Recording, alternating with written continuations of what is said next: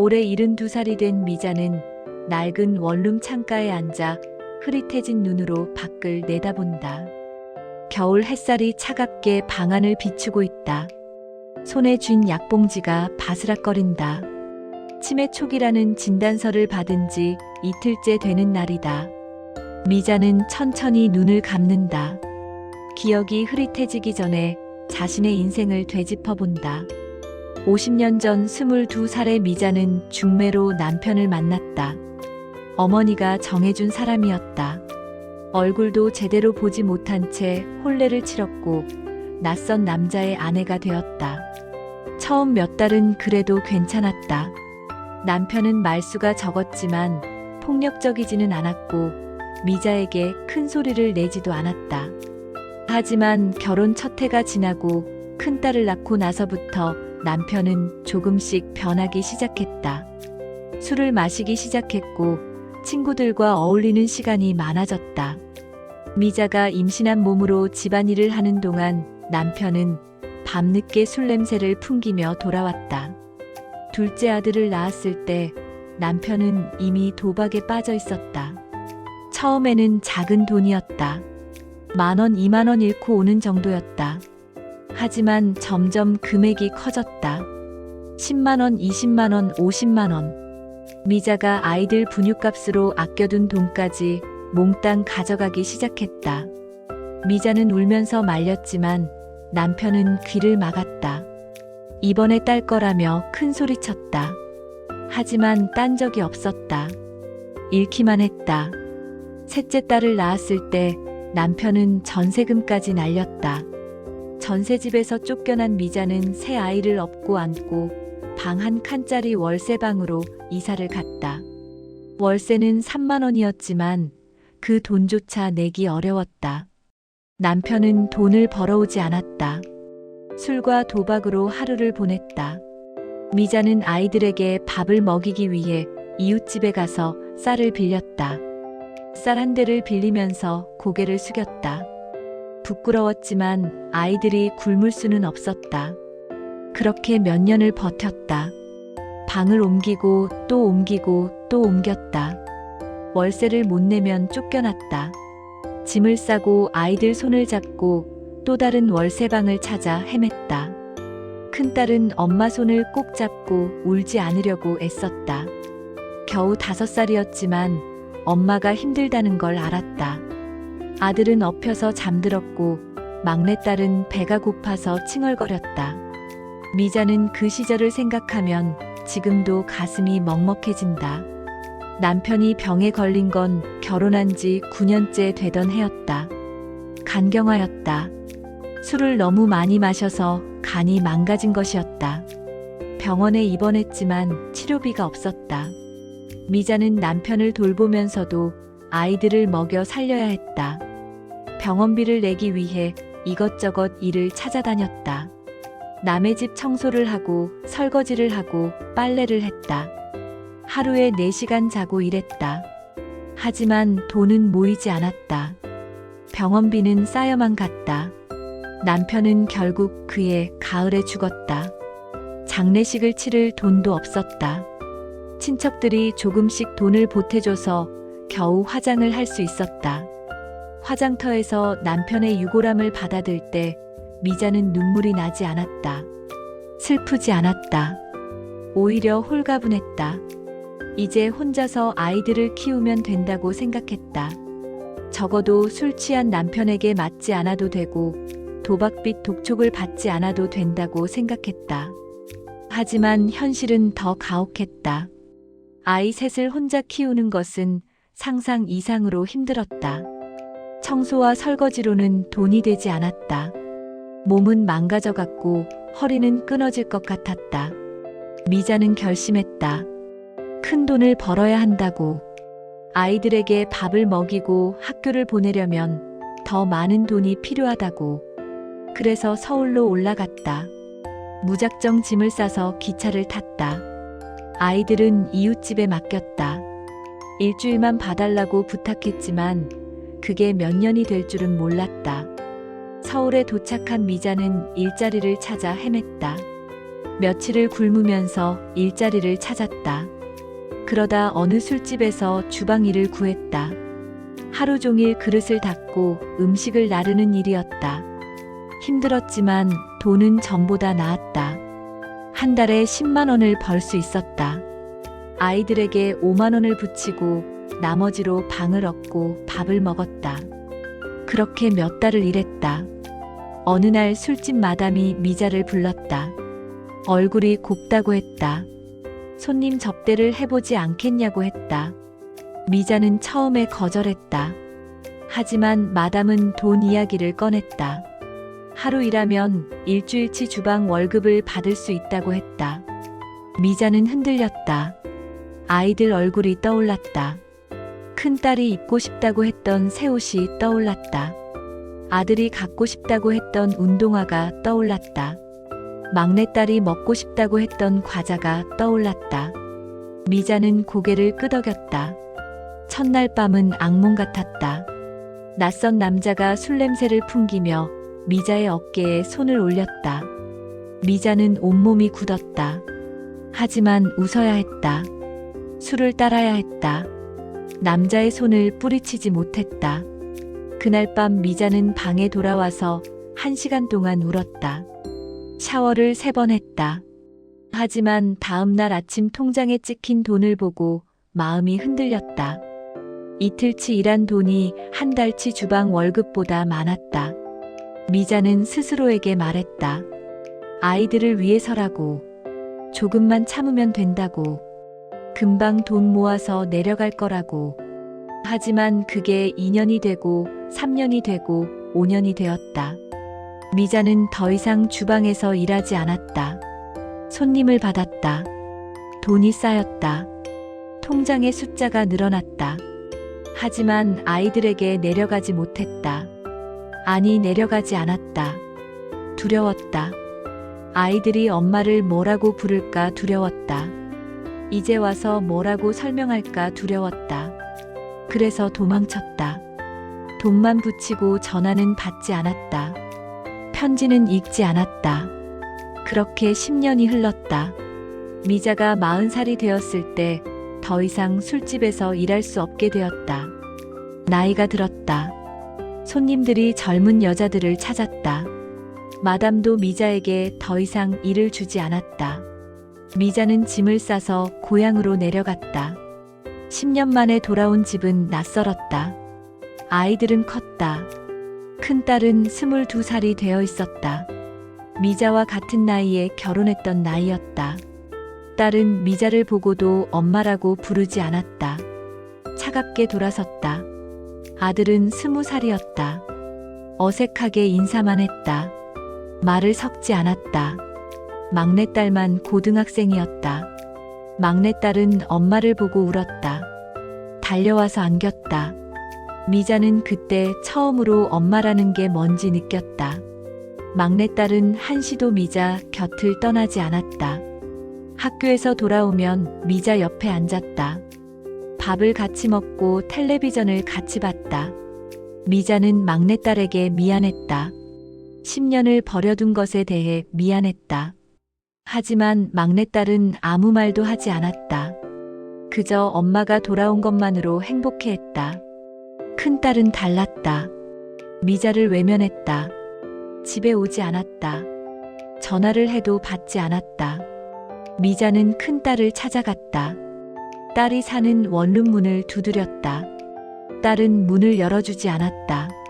문 너머로 말했다. 이제 와서 엄마 행세하지 말라고. 10년 동안 어디 있었냐고. 돈만 붙이면 엄마냐고. 미자는 문 앞에서 무릎을 꿇었다. 미안하다고 말했다. 하지만 딸은 문을 열어주지 않았다. 미자는 그날 밤 집에 돌아와서 또 울었다. 자신이 저지른 일의 대가를 치르는 것이라고 생각했다. 아들도 마찬가지였다. 말을 섞지 않았다. 밥을 같이 먹어도 눈을 마주치지 않았다. 미자가 말을 걸면 짧게 대답만 했다. 미자는 서서히 아이들과 거리를 좁히려고 노력했다. 밥을 해주고 빨래를 해주고 청소를 했다. 하지만 아이들은 냉담했다. 큰딸은 2년 뒤에 결혼을 했다. 미자는 청첩장을 받지 못했다. 결혼식이 있는 줄도 몰랐다. 막내딸에게 들어서 알았다. 미자는 결혼식장에 가지 않았다. 초대받지 못한 사람이 가서는 안 된다고 생각했다. 하지만 가슴은 찢어지는 것 같았다. 자신이 낳은 딸의 결혼식에 갈 수 없다는 게 너무 비참했다. 미자는 그날 밤 소주를 마셨다. 혼자서 한 병을 다 마셨다. 취해서 울었다. 막내딸이 엄마를 부축해서 방으로 데려갔다. 등을 쓰다듬어 주었다. 미자는 막내딸에게 말했다.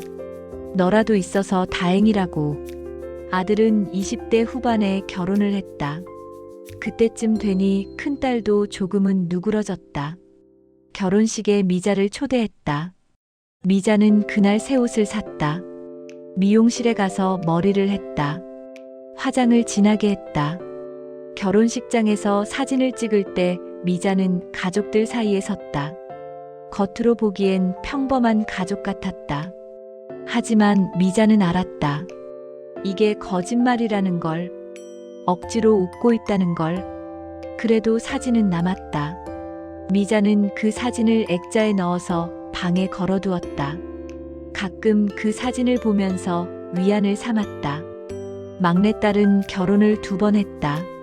첫 번째 남편과는 아이를 갖지 못해서 헤어졌다.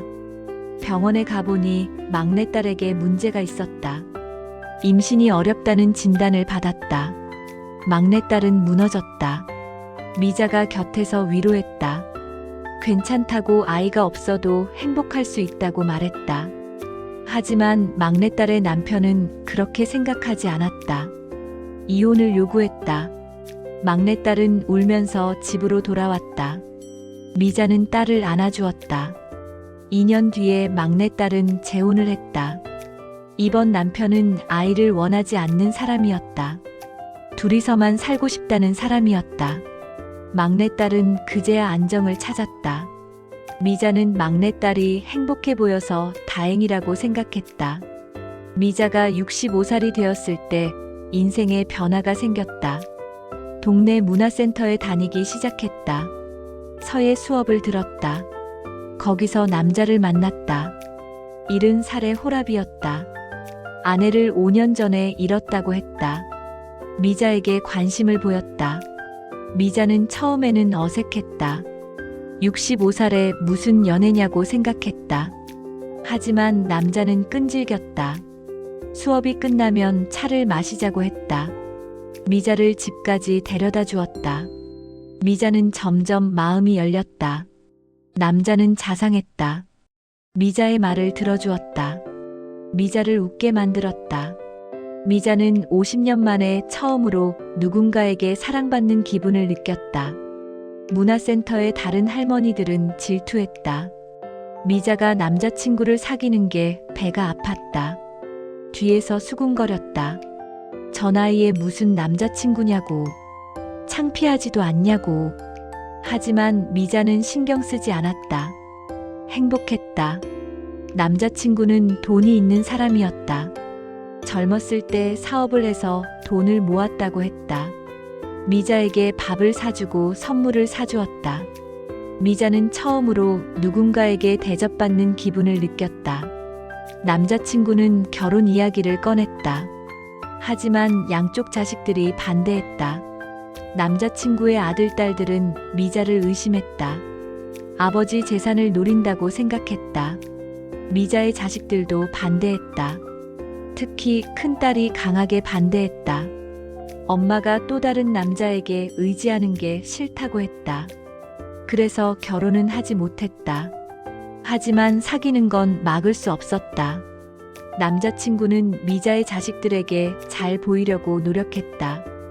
아들에게 차를 선물했다. 2천만 원짜리 중고차였다. 딸들에게는 각각 1,000만 원씩 현금을 줬다.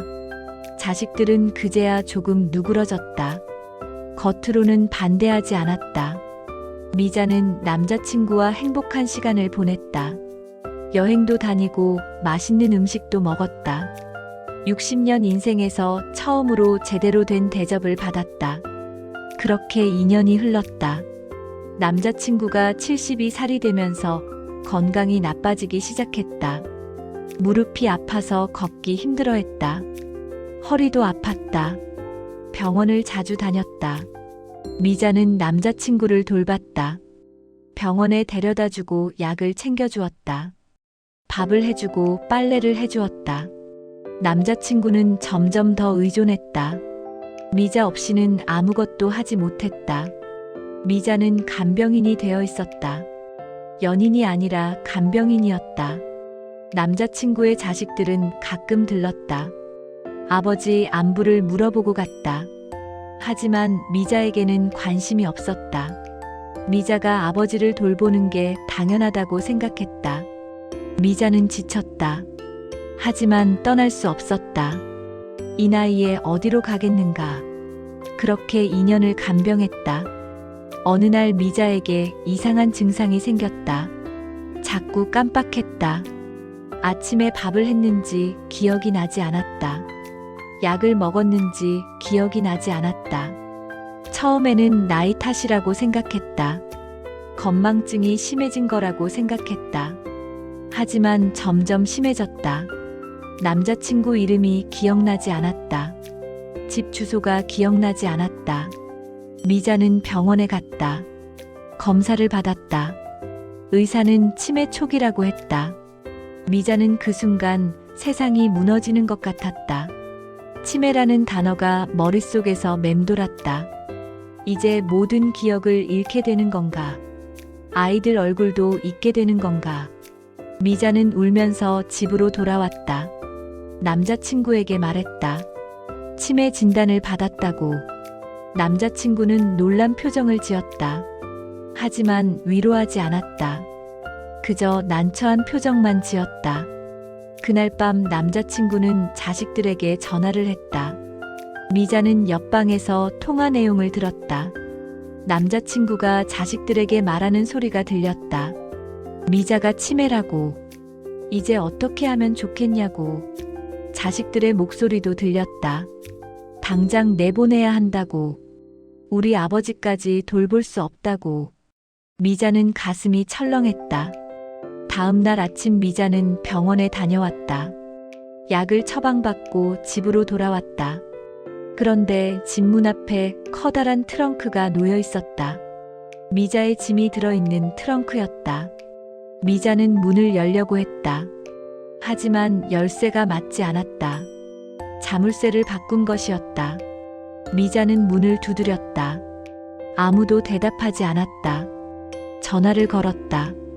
받지 않았다. 미자는 그제야 알았다. 자신이 버려진 거라는 걸.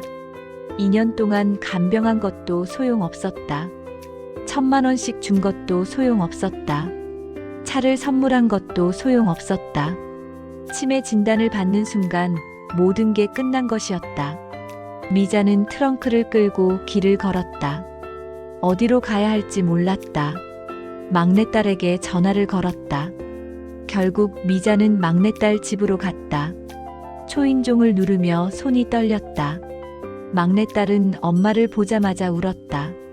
그 울음에 미자는 처음으로 무너졌다. 치매라는 단어가 입 밖으로 나왔을 때 막내딸은 아무 말 없이 미자를 안았다. 그 품 안에서 미자는 자신이 이제 선택권이 없다는 걸 느꼈다. 자존심으로 버텨온 인생이었지만 병 앞에서는 자존심도 쓸모가 없었다. 딸은 놀라서 달려왔다. 미자를 데리고 자기 집으로 갔다. 미자는 막내딸의 집 작은 방에서 지내게 되었다. 막내딸은 엄마를 돌봤다. 약을 챙겨주고 밥을 해주었다. 하지만 미자는 미안했다. 딸에게 짐이 되는 것 같아서 미안했다. 큰딸과 아들은 연락이 없었다.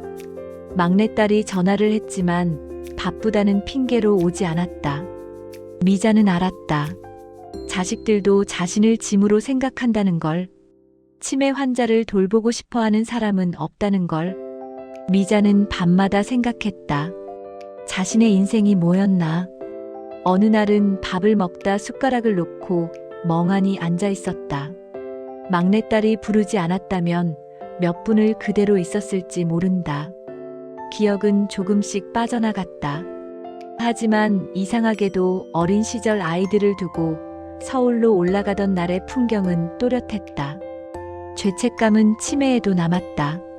미자는 가끔 큰딸 이름을 부르다 울었다. 막내딸은 그때마다 아무 말 없이 등을 두드렸다.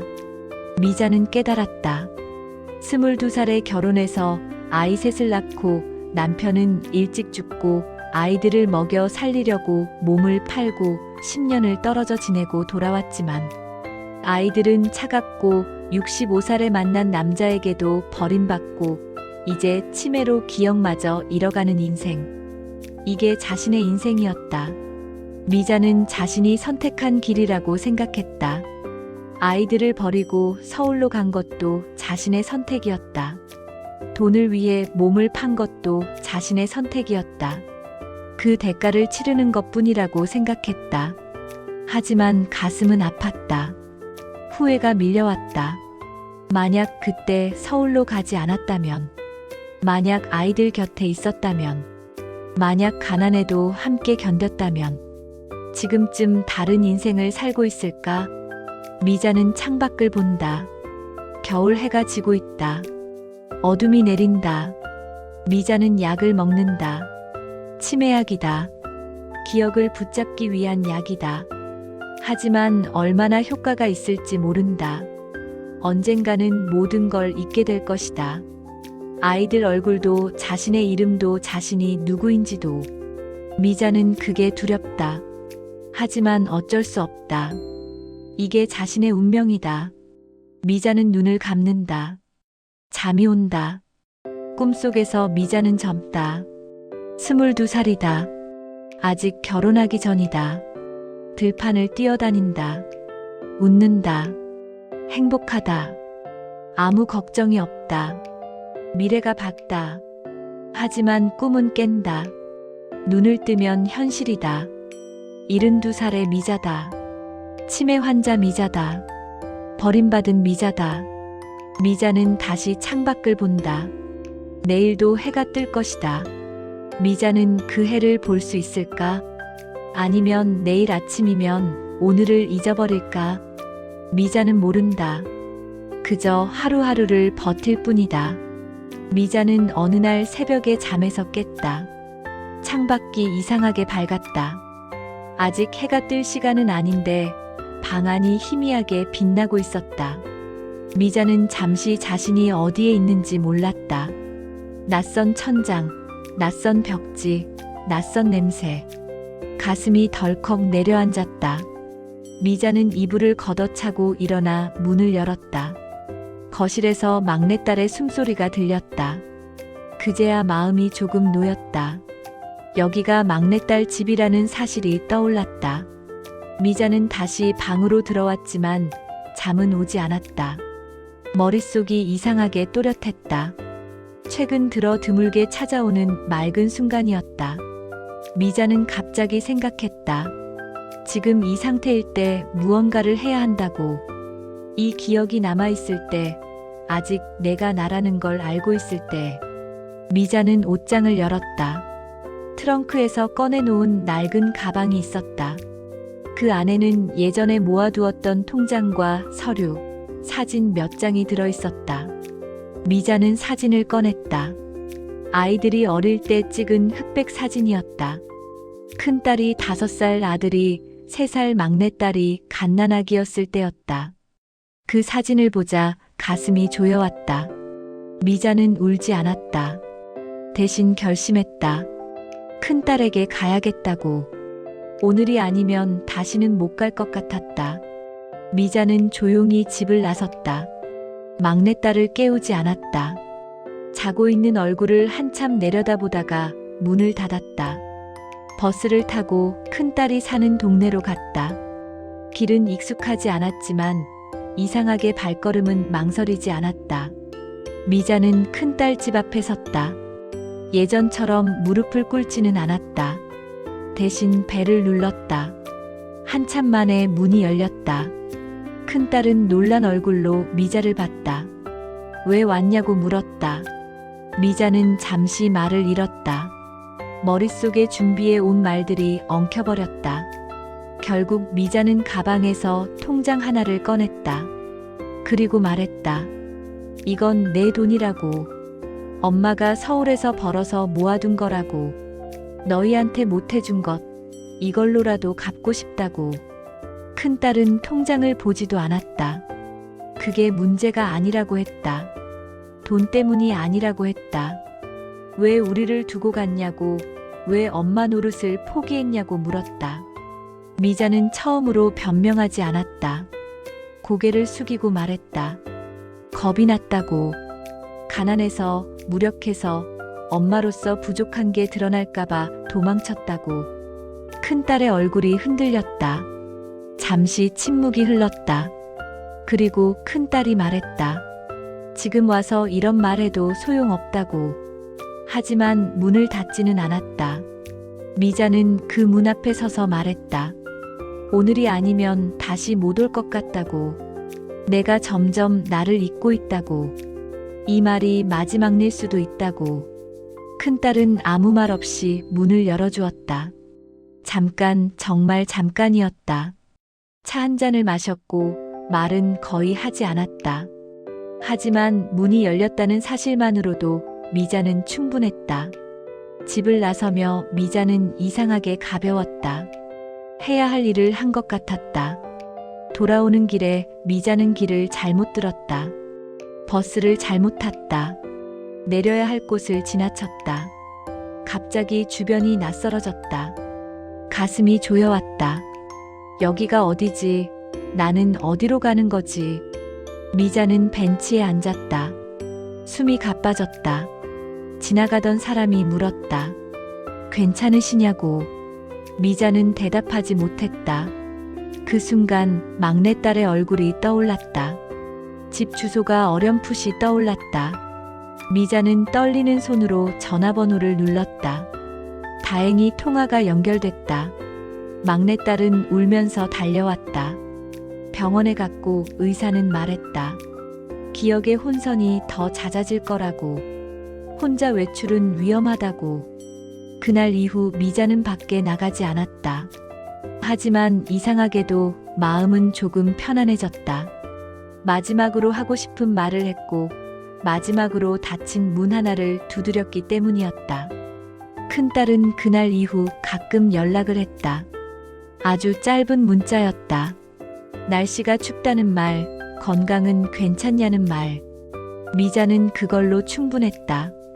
어느 날 미자는 창가에 앉아 있다가 막내딸에게 말했다. 오늘은 내가 누구인지 아직 안다고. 막내딸은 웃으며 손을 잡아주었다. 미자는 생각했다. 인생은 성공도 실패도 아니라고. 끝까지 기억되는 것도 아니라고. 다만 누군가의 손을 잡고 마지막까지 가느냐의 문제라고.